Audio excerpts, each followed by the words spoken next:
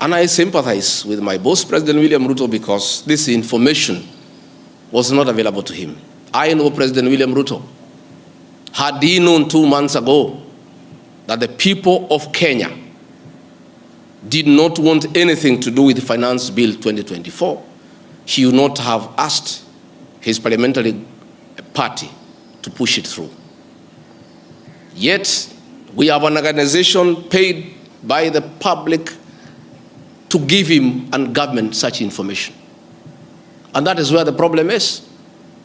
We have a dysfunctional National Intelligence Service that has exposed the president, the government, and the people of Kenya.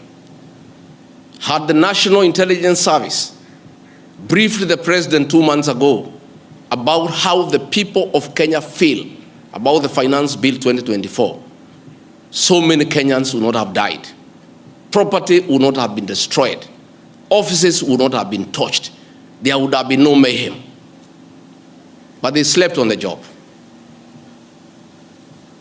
It had to take people to die, property to be destroyed, protests across the country for the president to know the truth of what the people of Kenya feel. Yet, there is an organization paid for by the public to brief the president and the government about the feeling of the Kenyan people. Officers of the National Intelligence Service, officers of the National Police Service have told me in confidence they did not get advance intelligence briefs about the magnitude of the protest in Eldoret, in Kericho, in Nairobi, in Githurai, in Embu, in Nyeri. Since independence, there has been protests around Parliament. Never have protesters invaded and gotten inside Parliament. Senior officers have told me in confidence they did not have an advance intelligence brief about the intensity of the protest so that they prepare in advance. The National Intelligence Service slept on the job. And the problem is simple. The Director General of the National Intelligence Service, Noordin Haji, was a junior officer in the National Intelligence Service before he was appointed as DPP. When he was appointed to the office of the Director General, because of inferiority complex, he chased away all the people who were senior to him when he was in the service, therefore crippling the capacity of that service and making it dysfunctional. 3 directors were chased away and reassigned to desk jobs in ministries across government. 13 assistant directors, men and women with proven track record of intelligence collection and analysis, were removed from the National Intelligence Service, leaving a shell under a clueless Director General who has no capacity to run the organization. And that is why the security sector was caught off guard by the intensity, the anger of the Kenyan people, the agitation of the Kenyan people, the resilience of the Kenyan people. Had Noordin Haji done his job, we will not be where we are today. He has no capacity. He is out of the country most of the time on business trips.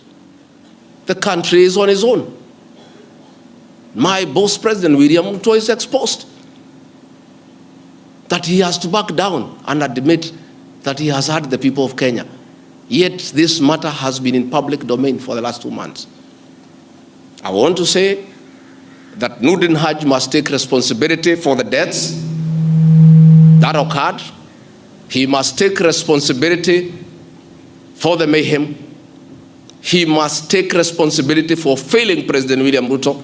He must take responsibility for failing the government of the Republic of Kenya. He must take responsibility for failing the Kenyan nation by not doing his job and advising correctly. And he must do the honorable thing, not just take responsibility, but resign from that office and allow the president to pick a competent Director General. I want to request President William Ruto to consider, as a matter of urgency, to recall the 3 directors who are removed from the service and the 13 assistant directors to come and help reconstruct the service and get sanity back to the National Intelligence Service to serve the president, the government, and the people of Kenya. President William Ruto deserves better. He deserves a Director General who knows what he's doing. He deserves a National Intelligence Service that is effective and that can analyze situations and keep him and the government informed on what is going on. It is embarrassing to me as Deputy President that it has taken protests, deaths, mayhem, destruction for the President to know the truth, yet there is an organization charged with that responsibility. I have publicly stated that under this administration, Kenyans are free to criticize the government without fear of reprisal and state agencies. This was a promise made by both the President and I when we were sworn in. I want to call upon overzealous heads of security agencies not to be tempted to use the criminal justice system to manage politics. Let us manage politics the conventional way, through reaching out, consensus, and concurrence. I am informed that members of parliament who voted no have already been targeted by the National Intelligence Service for harassment for their political stand. This is a promise the President and I gave to the people of Kenya, that never again shall we use the criminal justice system to manage politics. I want to say that the President and I gave a categorical promise to the people of Kenya that the issue of abductions and extrajudicial killings will never happen again. Sadly, this is back. It is unbelievable that the son of the Honorable Attorney General of Kenya, Justin Bidan Muturi, was abducted at night in a commando style by officers of the National Intelligence Service and held incommunicado for 18 hours. Yet, that is the Honorable Attorney General of the Republic of Kenya. What will happen to other Kenyans? I want to ask our law enforcement agencies to dignify the President and I before the people of Kenya and not backtrack on the promises we made to the people of Kenya, that we shall never again use the criminal justice system to manage politics. Yesterday, Noordin Haji was trying to put up a team together to craft lies and propaganda and attribute the chaos that were in the country to leaders, I included, former President Uhuru Kenyatta and others. Yet it is very clear, and the President has admitted, that these protests were caused by the anger of the people of Kenya and their refusal of Finance Bill 2024.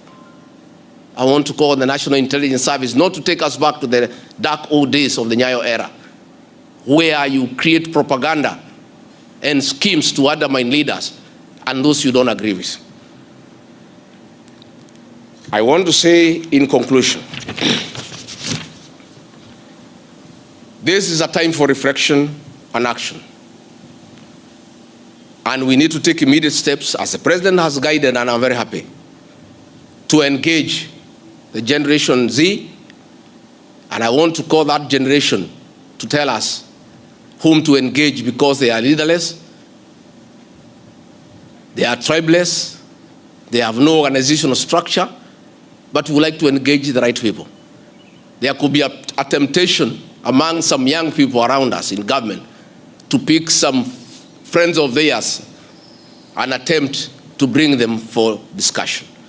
So I want to challenge our young people and salute them for their courage and conviction and the love for their motherland to come up with a structure on how they can engage government in accordance with what President William Ruto has guided this afternoon. In view of the very wise decision by the President, in conformity with the wishes of the Kenyan people, to withdraw Finance Bill 2024 that was in contention, as Deputy President of the Republic of Kenya and a patriotic son of this country, I want to appeal to Generation Z to call off the protests for tomorrow, because Their cry has been heard by the president. The president has accepted that there was an issue, there was a disconnect, and the president has done the right thing. And I think it's only fair that we call off the protest so that we don't have further loss of lives and destruction of property. It's an appeal that I've made as a father, as a parent, to our young children. We love you, we respect you. Please, I beseech you as your father, now that the president has given in and accepted to go with the wishes of the Kenyan people, please